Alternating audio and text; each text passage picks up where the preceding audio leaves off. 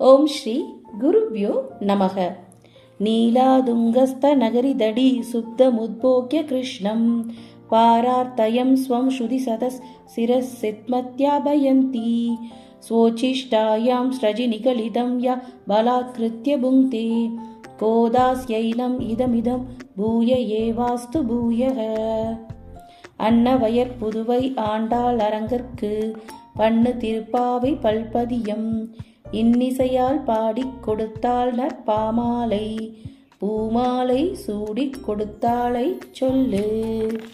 சூடிக் கொடுத்த சுடற்கொடியே தொல்பாவை பாடி அருள வல்ல பல்வளையால் நாடி நீ வேங்கடவர்க்கு என்னை விதியென்ற விம்மாற்றம் நாம் கடவா வண்ணமே நல்கு.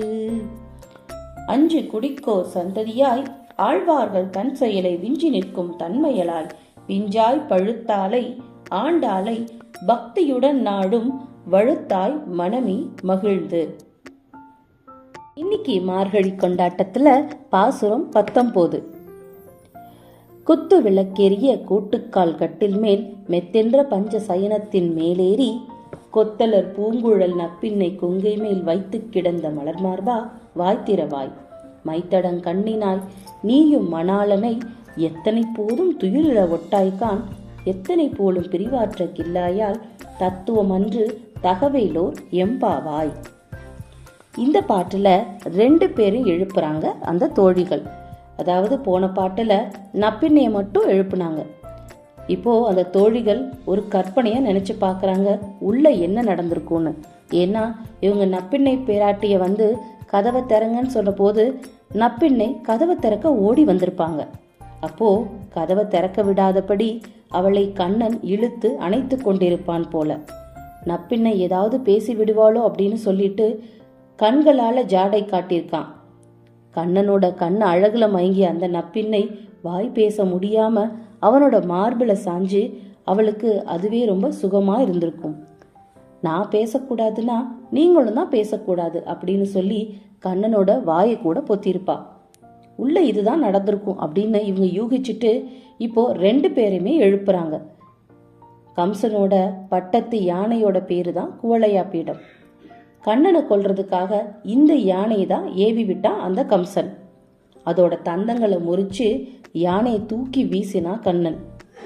மறுபொசிந்தாய் அப்படின்னும் களிர் அடர்த்தாய் அப்படின்னும் இந்த நிகழ்ச்சிய பாசுரங்கள்ல வர்ணிச்சு தன்னோட நெஞ்சு பறி கொடுத்திருப்பாங்க ஆழ்வார்கள். அந்த விதமான யானையோட தந்தங்களை கொண்டுதான் நப்பின்னை பிராட்டி படுத்திருக்கிற அந்த கட்டிலோட கால்களை அமைச்சு அவங்க அந்த கட்டில மேன்மையடைய செஞ்சிருப்பாங்க. அவ வீர புருஷனின் மனைவி இல்லையா, அதனால தன்னோட புருஷன் எங்கெல்லாம் ஜெயிச்சு வந்தானோ அந்த பொருள்கள் எல்லாமே அவளுக்கு பெருமை கொடுக்கக்கூடியது இல்லையா. சாதாரண கட்டிலா படுத்திருப்பாள். அவள் செருவில் வென்ற களிறுகள் தந்த கால்கள் கொண்ட கட்டில படுத்திருப்பா. இந்த கட்டிலுக்கு இது மட்டும் பெருமை இல்ல. இந்த கட்டில்ல பஞ்சு, பட்டு, மென்மையான கம்பளம், மலர், தளிர் போன்ற 5 பொருள்கள் ரொம்ப அளவா நிரம்பி இருக்குது.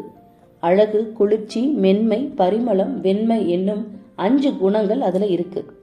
இந்த 5 வகை பொருட்கள் தரும் சயனத்திற்கு தான், அதாவது தூக்கத்துக்கு தான் பஞ்ச சயனம் அப்படின்னு சொல்லுவாங்க. இப்படி வடிவமைக்கப்பட்ட அழகான கட்டிலுக்கு கொஞ்சம் தள்ளி ஒரு குத்து விளக்கு எரிஞ்சுக்கிட்டு இருக்கு.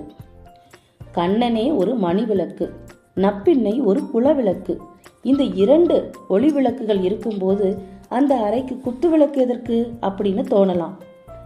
கொஞ்சம் மெல்லிய ஒளிக்கதிர்களை சிந்தவிட்டு அப்படியே அது அழகா எரிஞ்சிட்டு இருக்கு இல்லையா. அந்த வெளிச்சத்துல ரம்யமான அந்த சோபையில கண்ணனோட முகம் தெரியும் இல்லையா.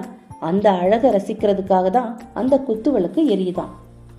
அந்த மெத்துன்னு கட்டில ஏறி தன்னோட கொத்து கொத்தான அழகிய குழலை உடைய நப்பின்னை அவளோட கொங்கை மேல மலர்களோட மனம் வீசும் மார்பை வச்சு படுத்திருப்பானோ அந்த கண்ணன் அப்படின்னு அவங்க யோசிக்கிறாங்க. அப்படி அவன் படுத்துட்டு இருந்தா கண்ணா நீயும் எழுந்திருச்சுக்கோ அப்படின்னு விழிக்கிறாங்க. நப்பின்னை இருக்கும்போது கண்ணனை வந்து கதவை திறக்க சொல்றது நியாயம் இல்லை இல்லையா. அதனால கண்ணா நீ கதவை திறக்க வேண்டாம், வாய் மலர்ந்து ஒரு வார்த்தையாவது சொல்லு போதும் அப்படின்னு சொல்றாங்க. இப்போ இந்த பாடல்ல கொங்கைன்னு அப்படின்னு ஒரு வார்த்தை இருக்கு. அது பக்தியை குறிக்கும். மலர் மார்பா அப்படிங்கிறது கண்ணனை குறிக்கிறது. அது இங்க அவனோட விசாலமான கருணை குணத்தை குறிக்கும். நப்பிண்ணை கிட்ட மயங்கி கிடக்கிறது இங்க கண்ணன். நப்பிண்ணை ஜீவாத்மா. ஜீவாத்மாக்களை எல்லாம் ஆதரிக்கும் குணம்தான் அந்த கண்ணன் கிட்ட இருக்கு.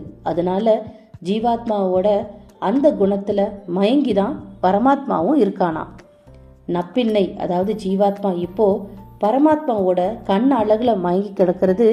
பரமாத்மாவோட தன்மையை அது புரிஞ்சுக்கிட்டா ஜீவாத்மா என்னைக்குமே பரமாத்மா கிட்ட மீள முடியாத அந்த பண்புல அது மயங்கி கிடைக்கும் அப்படின்னு சொல்றாங்க.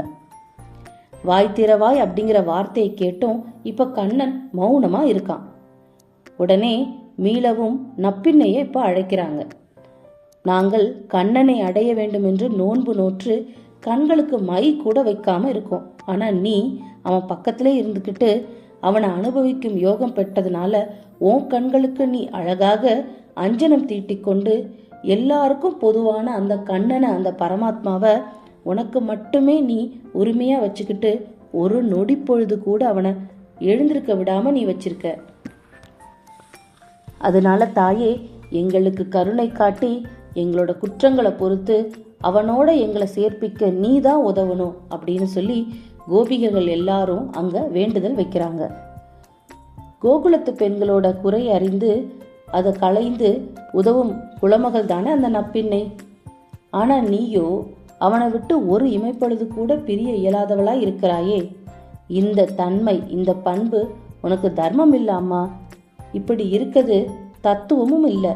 அதனால கொஞ்சம் விரைந்து வந்து கதவை திறப்பாய் அப்படின்னு கண்ணனை அழைத்ததோடு மட்டும் இல்லாம நப்பிண்ணையும் அழைத்து அவங்க வேண்டுதலை வைக்கிறாங்க. இதுதான் இந்த பாசுரத்தோட விளக்கம். இப்போ இதோட ஆழ்ந்த கருத்தா என்ன சொல்லப்படுதுன்னு பார்க்கலாம். பகவான் எப்பவுமே பிராட்டியோட பக்திக்கு இசைந்து நிற்பான். இதுதான் முதல் 4 அடியில சொல்றாங்க. பெருமாளும் பிராட்டியும் ஒன்று சேரவும் இல்ல, பிராட்டியோட சிபாரிசு மூலமும் பக்தர்களுக்கு பகவான் கருணை செய்வான் அப்படிங்கிறது அடுத்த 4 வரியோட அர்த்தம்.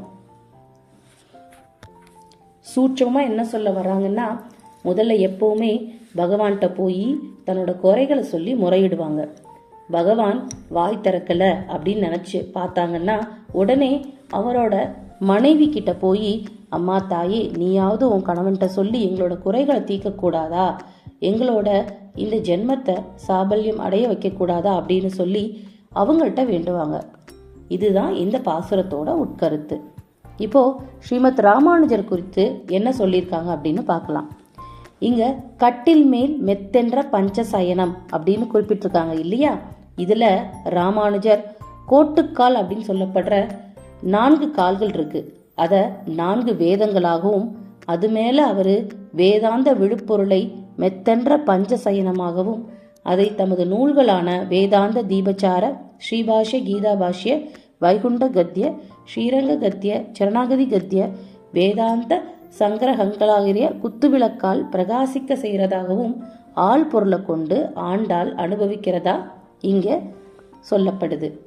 அதாவது 4 வேதங்கள் தான் இங்க கட்டிலோட கால்கள் இருக்கு இல்லையா? அந்த வேதங்களை அவரு அடிப்படையா வச்சு அதுக்கு மேல வேதாந்த விழுப்பொருளை பஞ்சசயனம், அதாவது மெத்துன்ற ஒரு மெத்தையா வச்சு அதை தன்னோட நூல்கள்ல அவரு கொடுத்திருக்காரு. அவரோட நூல்கள் தான் வேதாந்த சங்கிரகம், ஸ்ரீபாஷ்யம், கீதாபாஷ்யம், வைகுண்ட கத்தியம், ஸ்ரீரங்க கத்தியம், சரணாகதி கத்தியம் அப்படின்னு இத்தனை நூல்களை கொடுத்து அவரு அந்த மாதிரி நூல்கள்ன்ற குத்து விளக்கால இந்த சமூகத்தை பிரகாசிக்க செய்யறாரு அப்படின்னு ஆண்டாள் அவர் இருந்த காலத்திலேயே தன்னோட பாசுரங்கள்ல எழுதி அதை உட்பொருளா வச்சிருப்பாங்க போல அப்படின்னு பெரியவங்க விளக்க சொல்றாங்க. இந்த பாசுரத்தோட விளக்கம் இத்தோட முடியுது. மீண்டும் நாளை பாசுரத்துல நாம சந்திக்கலாம். ஸ்ரீமதி ராமானுஜாய நமக. ஸ்ரீ ஆண்டாள் திருவடிகளே சரணம். அழகெல்லாம் ஆண்டாளின் அழகாகுமா, அவள் அசைந்து வரும் நடைக்கு இணையாகுமா, அழகெல்லாம் ஆண்டாளின் அழகாகுமா. கோதை பிறந்த ஊர் கோவிந்தன் வாழும் ஊர், ஜோதி மணிமாடம் தோன்றும் ஊர், நீதியால் நல்ல பக்தர் வாழும் ஊர், நான்மறைகள் ஓதும் ஊர், ஸ்ரீவில்லிபுத்தூர் வேதக்கோனூர். பாதங்கள் தீர்க்கும் பரமனடி காட்டும் வேதம் அனைத்துக்கும் வித்தாகும் கோதை தமிழ் ஐயைந்தும் ஐந்தும் அறியாத மானிடரை வையம் சுமப்பதும் வம்பு. திருவாடி பூரத்து செகத்துதித்தாள் வாழியே, திருப்பாவை 30 செப்பினால் வாழியே, பெரியாழ்வார் பெற்றெடுத்த பெண் பிள்ளை வாழியே, பெரும்புதூர் மாமுனிக்கு பின்னானால் வாழியே, 143 உடைத்தாள் வாழியே, உயர் அரங்கற்கே கண்ணி யுகந்தளித்தாள் வாழியே, மறுவாரும் திருமல்லி வளநாடு வாழியே, வன்புதுவை நகர்கோதை மலர்ப்பதங்கள் வாழியே. ஓம் ஸ்ரீ சர்வம் ஸ்ரீ கிருஷ்ணார்ப்பணமஸ்து.